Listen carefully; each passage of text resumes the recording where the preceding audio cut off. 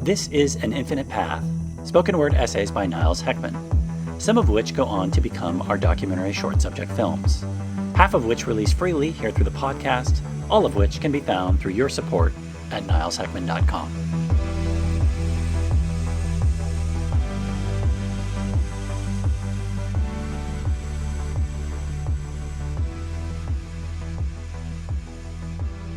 Our world is alive and always in motion. There is no such thing as inertia, for everything is alive, everything is moving, and everything is brimming with some sort of life, some form of activity. Take into consideration a rock. A rock is, by all appearances, something that is inert and lacking in any sort of energy or life. And yet, if you were to use a microscope that goes beyond our current technological understanding, a tool that does not exist but will be invented, you could peer into the infinite depths of this rock's structure and find molecules and atoms and electrons as you continue to peer deeper and into the depths of this single organism. If all things are alive, then everything is an organism. You would find that there is nothing but energy and movement.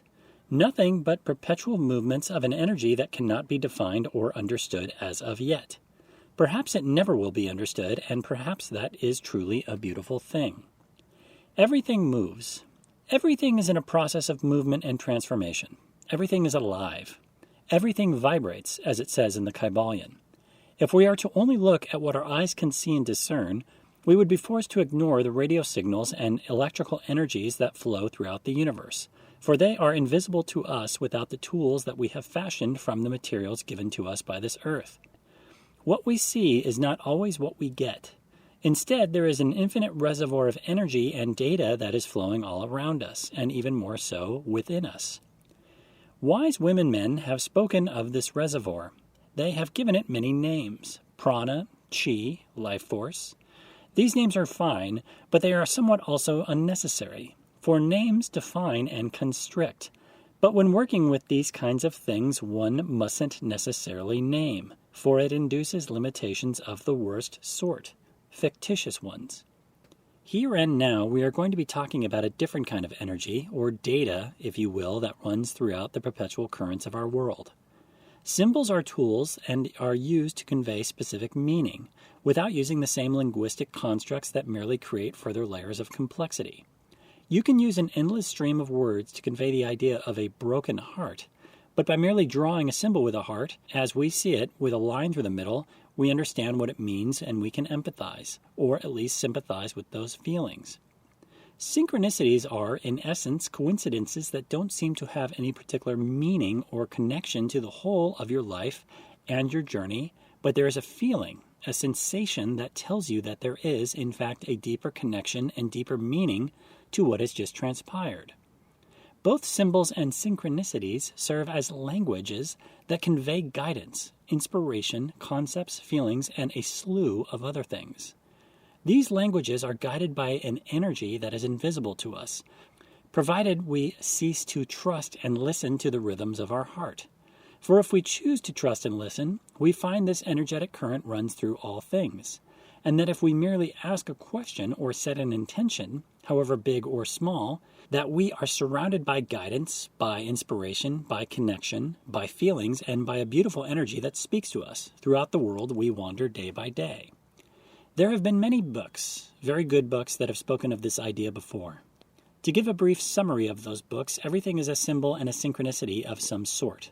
There is meaning to be found in everything, and if you choose to surrender to the idea that meaning is within everything, and that you are both a receiver of wisdom and a creator of these synchronistic events, you will find yourself living in a world that is so radically different from the one that you will soon leave behind. Some books and wise ones have spoken of using the language of nature to receive guidance and to connect to the world. Others speak of trusting in the language of dreams to do so. Every approach can be valid or meaningful, provided you choose to surrender to it, and provided, most importantly, that it has meaning to you. A meaning that doesn't come from forcing a meaning or forcing a meaning that you wish to see, but a naturalness and a spontaneity that is truly emblematic of the perpetual transformations that are occurring at all times. Today we share a bit of the why of all this. Why one would surrender to symbols and synchronicity. Why should one adapt this new mindset, this new way of being? How will it help them? And finally, how can you do this? The day brings with it many questions, many conflicts, and sometimes a general sense of uncertainty. We often spend much time worrying and in conflict with ourselves and a sense of uncertainty that seems to be cast upon us. You've heard it a lot. Ask for help, you don't need to go it alone. But so few of us actually do. Sure, we may ask a few people to help us out here and there, and this may be a great step in the right direction. But so few of us choose to surrender our worries, our fears, and our conflicts to that which is far wiser than us.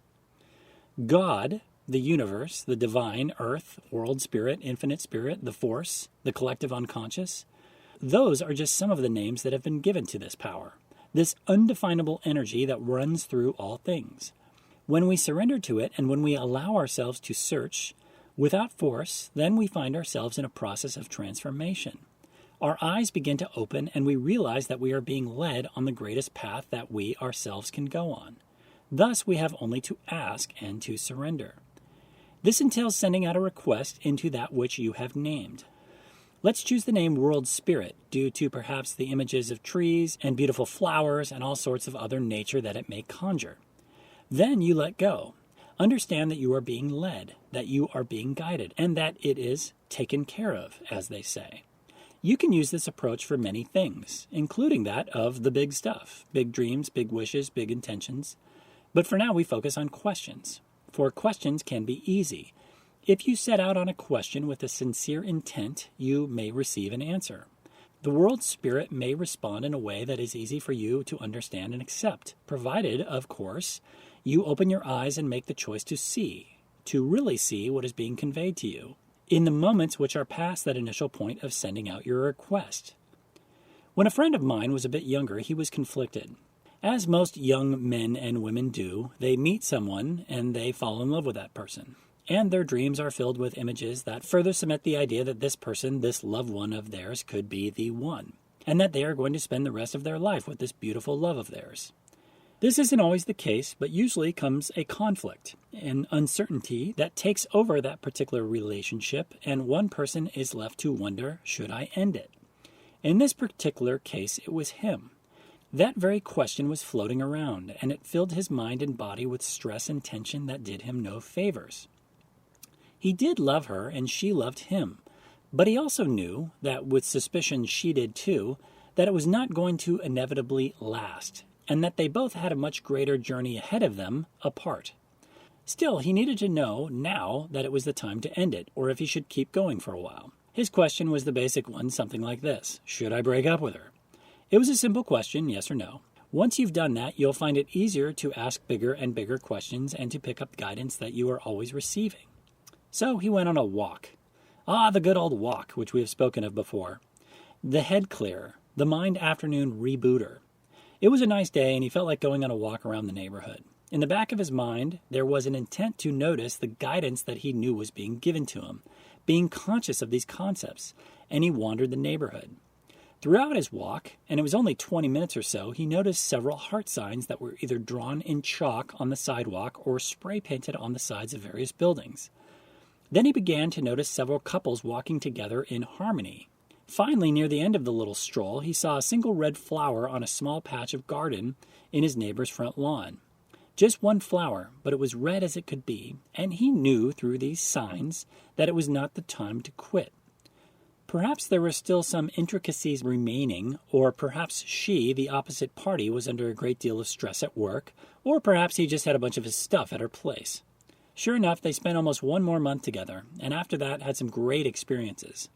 When it came time to end things, and when he began to feel very uncertain, he found that there were no hearts being found on the sidewalk, and that the heart graffiti had been replaced in other areas with the words revolution and change.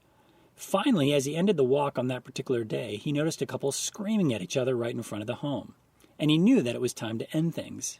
Deep within his heart, he could feel the answer emanating from deep within himself. So he did terminate the relationship short afterward. It was hard, for he was much younger, and this was his first love. But he went through with it.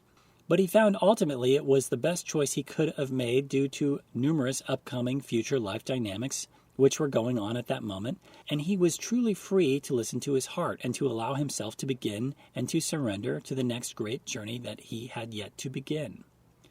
Using the powers of symbols and synchronicities, you can receive guidance on any question that you may have.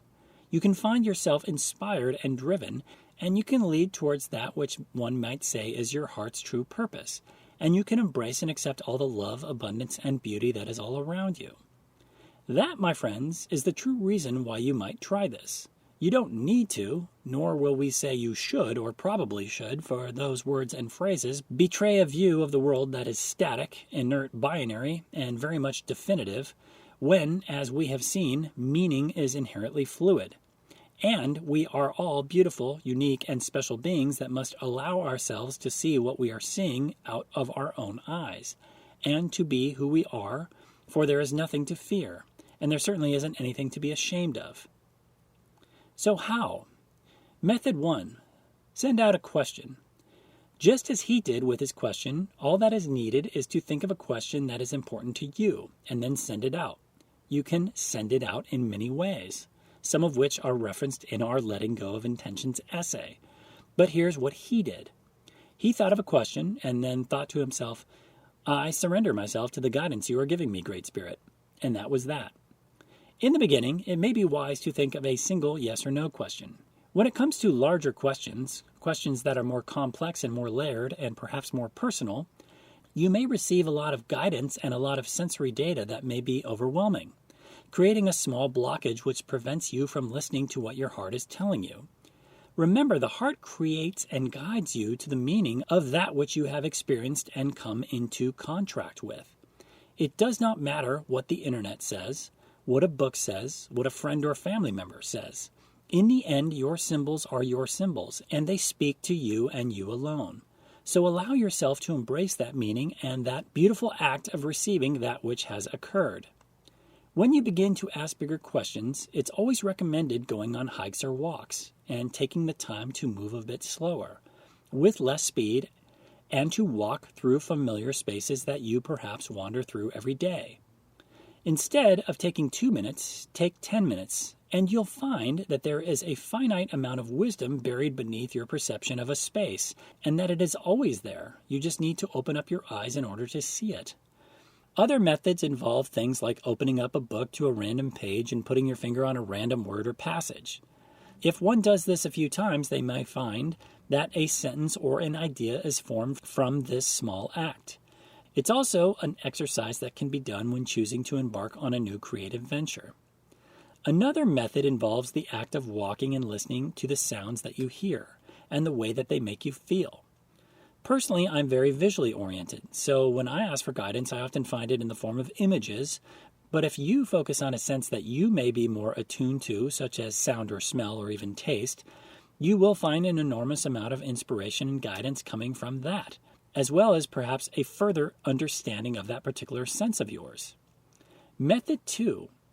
Before you enter Morpheus's realm, the dream time, as the Aborigines call it, send out your question into this realm. Write it down in hand on a piece of paper. Leave space for that piece of paper for your response to your answer to that question. And then, as you drift off, repeat it continually several times in your head. You may not remember your dream on this for the first night, but if you do this more than once, you will remember your dream, and on the third night you may remember it even better, and may even receive an answer. Again, it's wise to start with a simple question at first, for dreams can tend to be complex, cryptic, weird, and or even chaotic. Chaos of the most beautiful sort, however, as it may be harder to decipher or understand the many meanings and layers of a dream if your question is equally as complex, just as it may be harder to remember the crucial pieces of that dream when you are just beginning to receive them. With regards to interpreting the dream, however, you must trust and listen to your heart, and that the first meaning that comes to your mind, well, that is probably the right one. And it's always good to trust what your heart is telling you. Method 3. This is a different kind of method. It doesn't necessarily involve venturing out into the world, for the world is right here, right now with you. Instead, as you've done before, think of a question, but not a yes or no question. Instead, this is an open-ended question. Write this question down, leave it open-ended, and if you have an answer in mind or a set of frames that you are using to think about the question, discard them. There are no limitations and there are no rules for what you are about to do. Read your question aloud. Read it aloud several times. Perhaps read it aloud 7 times, for that number has significance. Then set the piece of paper down and repeat it in your mind several times. Finally, begin to take a deep breath for 4 seconds, hold for 4, and then release for 4. Do this 7 times and it clears your lungs, clears some energy, and allows you to relax and to let go, or what you might call surrender. Images may flood your mind. Sensory information. Information taken from the entirety of your life. You will find yourself filled with things that you didn't know you could imagine or even consider. And you will find yourself submerged in symbols, images, sensations, information, and from that you will surrender once again. For your question has been germinated and transformed into something truly beautiful. Continue to do this, allowing yourself to be submerged, and then, when you know that all is well, open your eyes and begin to write down what you have experienced and the meaning of those experiences. Don't think, just listen and write. From all this, you may have written out your very own channeled answer and have quite a bit to think about. During this process, you are tapping into something. Perhaps it is an energy or another realm entirely, or both. Some may refer to it as the Akashic record. But again, names aren't as much of an importance right now. Letting go and surrendering are crucial components for what we need to tap in.